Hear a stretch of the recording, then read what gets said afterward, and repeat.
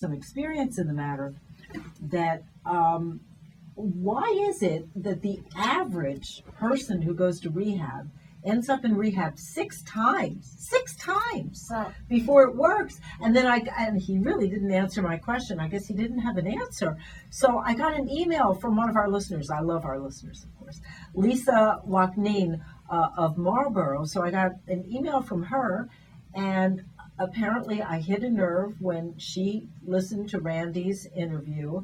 And so I invited her up here to tell us her story, basically. well, first of all, Shelly, thank you for having me here today. You did hit a nerve.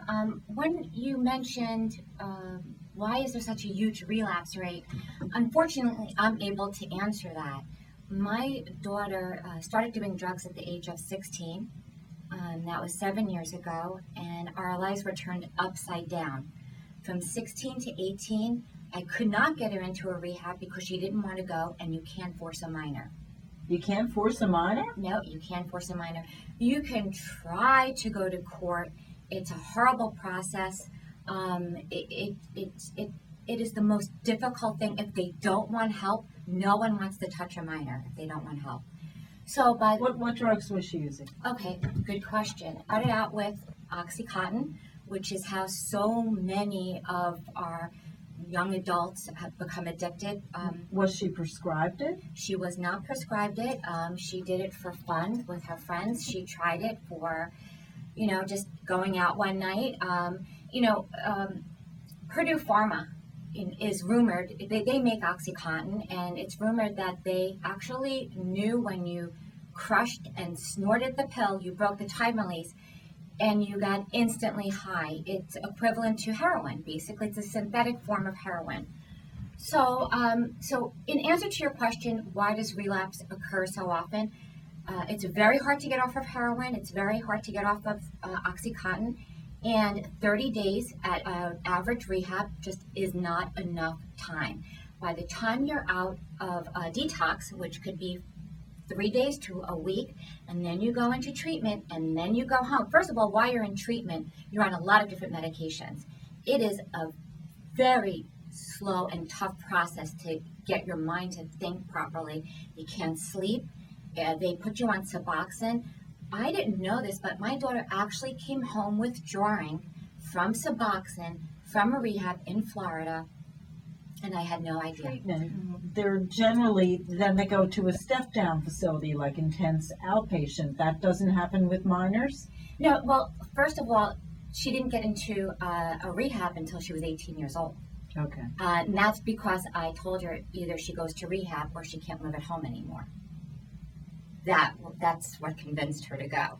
I don't understand. I mean, I really can't wrap my head around if you have a minor. I mean, you basically are in charge of your child's medical care, so I don't understand how you cannot force them into rehab. You would I thought think that's so. one of the blessings of having a minor who's addicted, And as opposed to an adult who can say, "I'm not addicted, I'm not going." No, it's actually a nightmare. And at one point, I actually tried to have her committed. It was so abusive. Our home was so torn apart. It was out of control. I had no control in my own house. And she passed the test, the assessment test at the hospital. They would not commit her. So, And the assessment, from what I have, my understanding is you have to be a danger to yourself or others. Right? correct. That's it. Correct. You have to be. Okay, our hands are tied. Exactly. But okay, so again, after she's released from rehab, they didn't recommend a step down. So they recommend a step down. So life goes on for everybody. I was a working single mom at the time. I had another daughter in school. I had a roof over my head. I had to support our household. We live in a place where you have to drive to get anywhere in Marlborough, New Jersey. So she would come home from rehab. I'd say, okay, well, here's the process. You have to go to, IOP, and you have to go to AA That's meetings. intense outpatient. Correct. Intense outpatient treatment to get a UA once a week. That What's was our a UA? agreement. It's a urine analysis. Okay. And then you have to go to AA meetings. Great. Okay. She'd say, I'm going to AA meetings. I'm doing that. Well, here's the keys to your car, because or else you can't get to any of these places. And so you trusted she was going and she wasn't, basically. oftentimes within 24 hours, she would already relapsed. As soon as she would come home. But didn't you check with the facility and see if she was? Of course. So here's the thing. You can check. So the UAs, maybe the UA doesn't take place right away. The urine analysis doesn't take place right away. Maybe a week. Maybe she'll say, "Mom, I don't feel like going today. I'm going to go on a job interview." There was always something that came up. A job interview. I want to check out school. I'm going to go to a meeting. I'm not going to go to the IOP today. You start to see the signs almost instantly. And then as a parent, you're in denial. You want to believe your kid is getting better. Shelly, my kid went to rehab about 12 times and relapsed every single time. So what finally worked?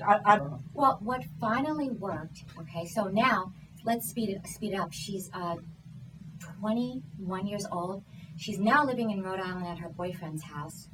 I don't even want to say how she was supporting her habit. She lost all of her ID. She was in very bad shape. I never lost contact with her. In other words, I would not support her habit, but I spoke to my kid every single day.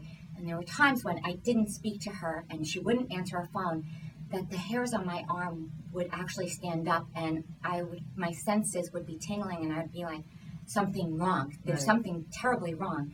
I would jump in my car and drive up to Rhode Island and find her and kiss her hands, and I would see her and I would see Band-Aids on her face, and her face was picked up, and she would have concealer on her face trying to cover up the pick marks.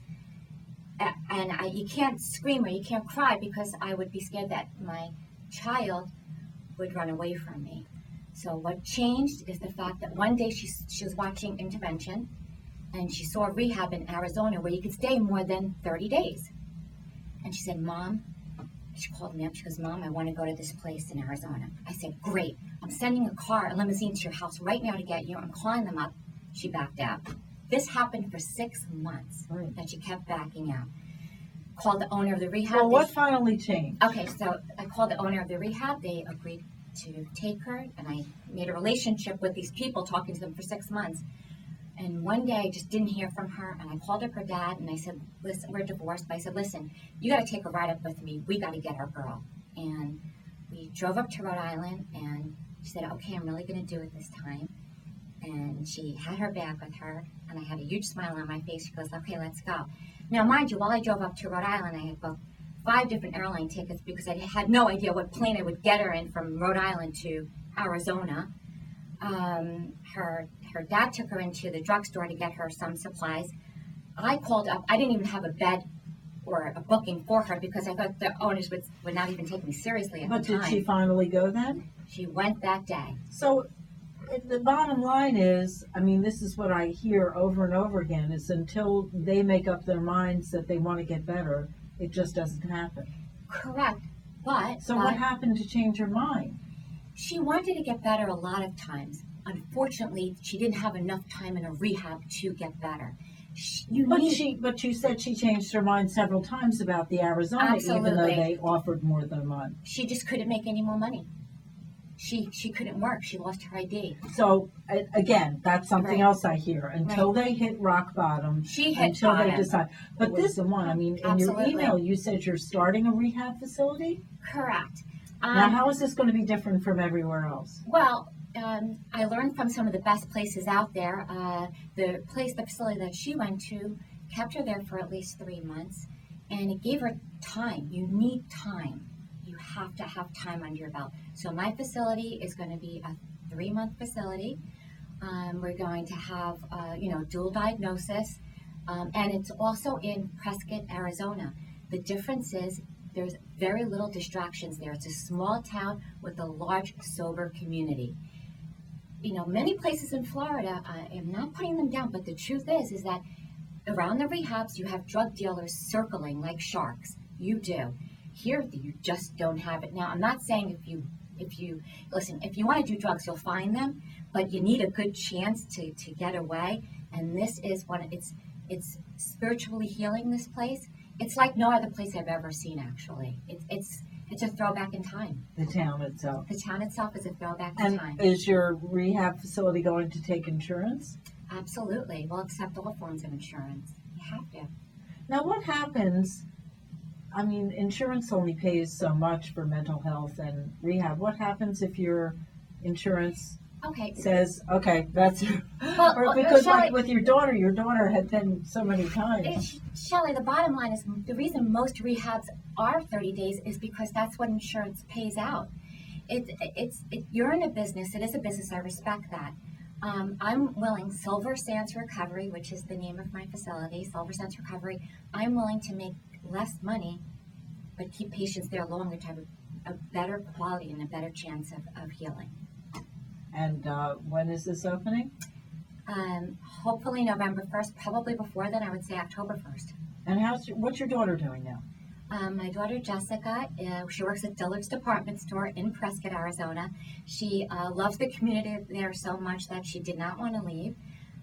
So she attends meetings. She works the program in AA. She has a sponsor there. She has her own apartment. She has a little doggie now, and she is loving life. And she's still going to meetings and all that? She goes to meetings all the time. She's been sober now a year and a half.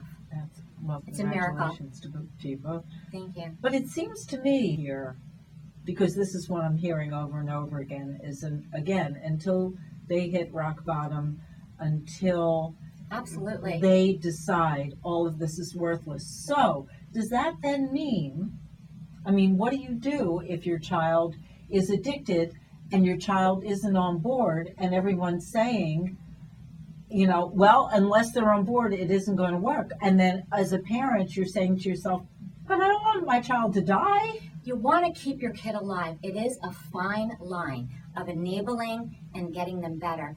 Oftentimes, I know I've enabled my kid. I needed to keep her alive.